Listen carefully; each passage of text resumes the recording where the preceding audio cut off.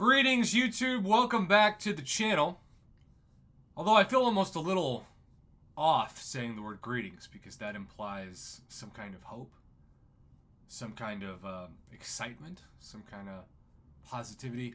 And this is more of like a solemn, kind of self-aware video, if that makes any sense, and maybe it doesn't. I have a Valiant account because of my YouTube channel. Because I have the skills, kind of. But really more of the resources than anything else. I have more of the resources to do well.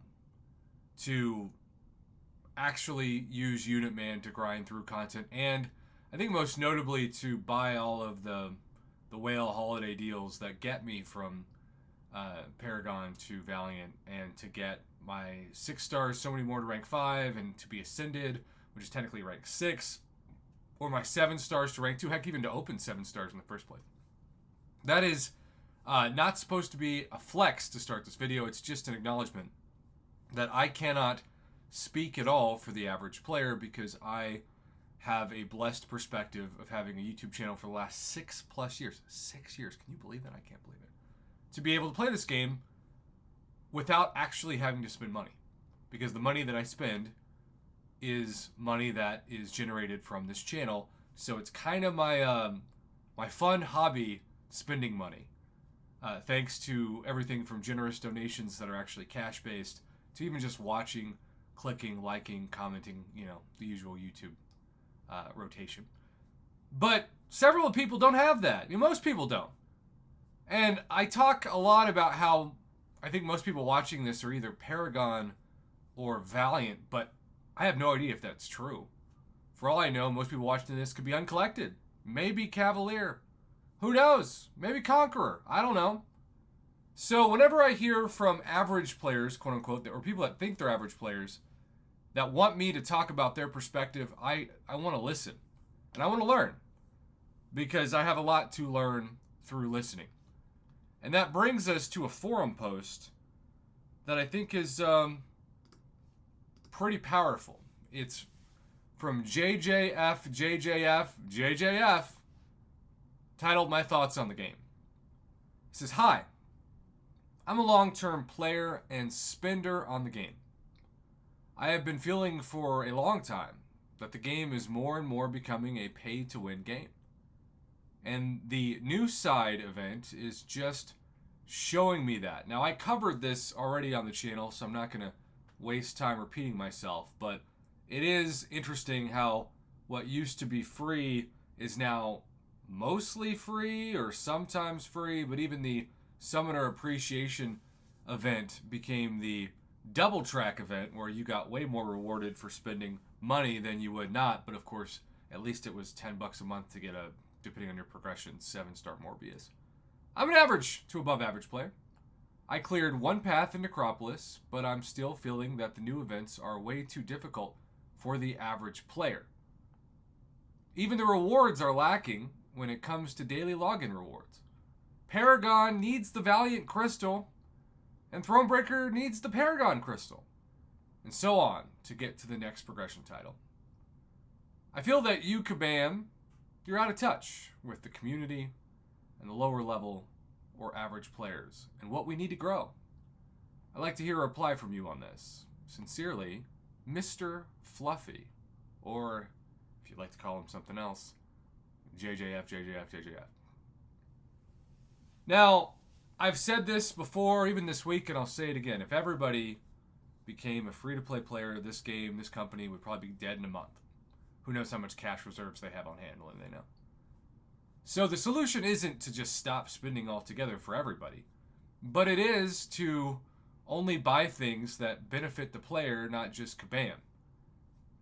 And the biggest problem we saw in 2023 was that players could literally skip every side quest and event quest for months and then just swoop in on July 4th and get not only caught up with everything they missed, but be way ahead of the people that couldn't spend thousands of dollars on the offers, but did play faithfully every day and still spend some money. Unless you are a heavy spender on the game during those whale holidays, it doesn't matter how great your skills are. It doesn't matter how much you play the game.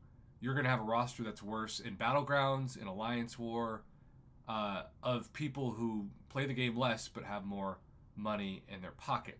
And Kabam used to say that that was not their goal, but I think it's pretty obvious from Kabam Jack's forum post that I also covered in a separate video this weekend regarding how they do not have any economical value at all in the game anymore for free-to-play players. The value of those players used to be that, hey, they might not be spending cash, but they're playing our game, and maybe they'll get some of their friends to play the game, and maybe those friends will spend cash, so at least they'll be able to represent the community by talking about and playing the game. But Kabam is so desperate to hold on to their cash flow and increase the revenue, and I'm sure their investors are very impatient, that if you're not paying even the 29 cents it costs for a Cavalier Nexus crystal this weekend, also a good test of how little people are willing to spend in order to buy something, that your use just isn't what it used to be in even 2020, for example. So I get this player's opinion on this. I get their perspective. I want to say that if there's one line that I think means the most to me in this, it's that Kabam is out of touch with the community and the lower level or average players. Because I feel like, if I'm being completely honest with myself, I'm out of touch with those players. Because I take for granted how many people aren't Paragon yet and feel stuck. And they've had less gold and ISO than they've ever had before. Because I know I've had less gold and ISO than ever before, given my depletion of especially ISO since November with the Cyber Week offers. The future of the game is dependent on not just the whales, but that MCOC middle class. It's sort of like when you talk about the economy of a country, where you're going to have poor people, you're going to have rich people, but most people are going to be somewhere in the middle. And you want those people to be successful because they ultimately prop up your economy. I believe the MCOC economy is very similar. Because what happens if you lose a couple of whales? If you don't have that middle tier economy to prop you up, you're screwed. It's like a Jenga tower that just falls down all at once.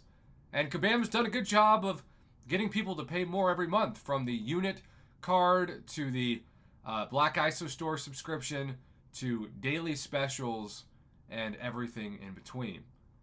There's no doubt that the microtransactions are as important, if not more important, to Kabam Daily than the macro transactions of, say, Whale Holidays.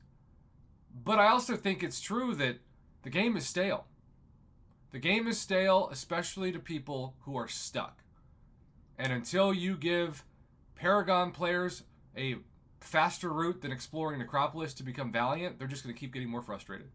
Particularly when they lose more points every week in this winter of woe BS. And then, when you make events harder but you don't make the rewards better, you're disincentivizing players to even do them. So, I get it. I don't think I completely understand it, because I can't understand it because I'm a Valiant player that, quite frankly, sounds more like an elitist when I talk about the average player in this game than anything else, and I would be a fool to not acknowledge that on my own channel. But I still want to be a platform and a voice, and that's why I'm still making these videos. And I hope there's at least one person out there, even Mr. Fluffy himself, who feels like I was able to accomplish that goal in this video.